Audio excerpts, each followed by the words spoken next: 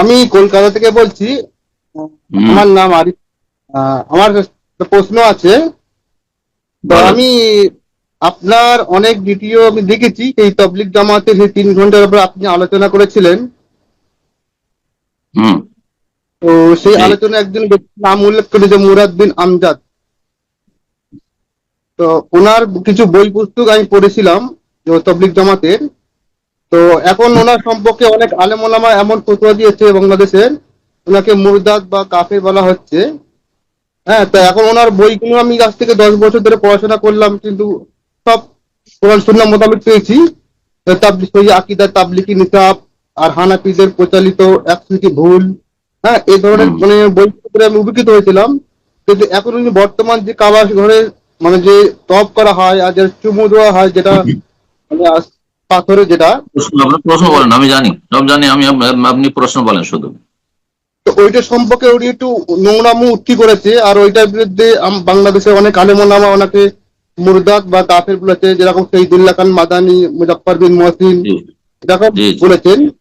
তো আমি এখন ওই বইগুলো পড়ে হয়তো কাউকে নসিহত করতে পারবো কি, যদি এখন ওনার ফতোয়া হিসাবে যে উনি এখন এরকম ওনার অবস্থা হয়ে গেছে।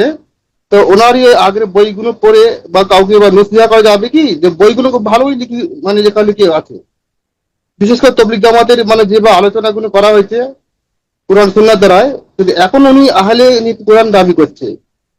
হুম, হুম। জি।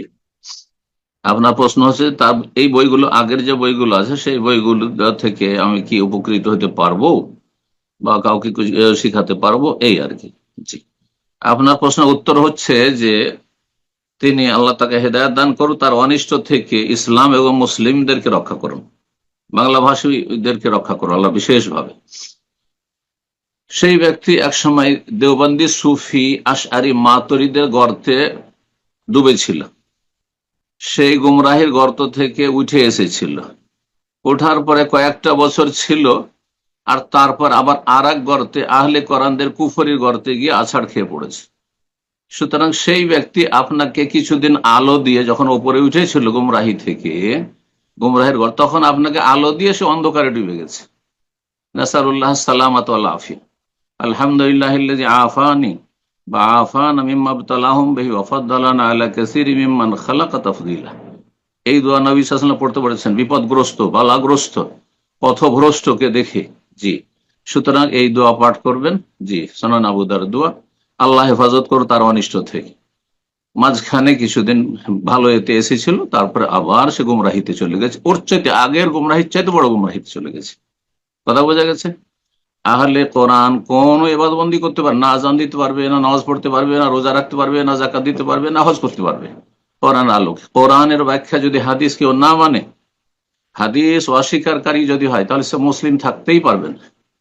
বোঝা গেছে না? সুতরাং সে যেই গুমরাহিকে অবলম্বন করেছে সেটা কুফরির গুমরাহি।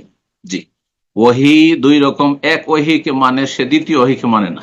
সুতরাং সেই ব্যক্তি কুফরিতে নিমজ্জিত হয়েছে, যেমন সালাফি ওলামারা বলেছেন। সুতরাং সতর্ক সাবধান করছি মুসলিম ভাই বোনদেরকে তার অনিষ্ট থেকে। কিন্তু তার যে বই তবলিগ জামাত সম্পর্কে ছিল, সেটি আমার কাছে একসময় এসেছে, আমাদের ভাইরা নিয়ে এসছে, এবং সে বইটি ভালো, সেই বইটি ভালো। সব বই সম্পর্কে আমি বলতে পারবো না। বারাকাল্লাহ ফিক।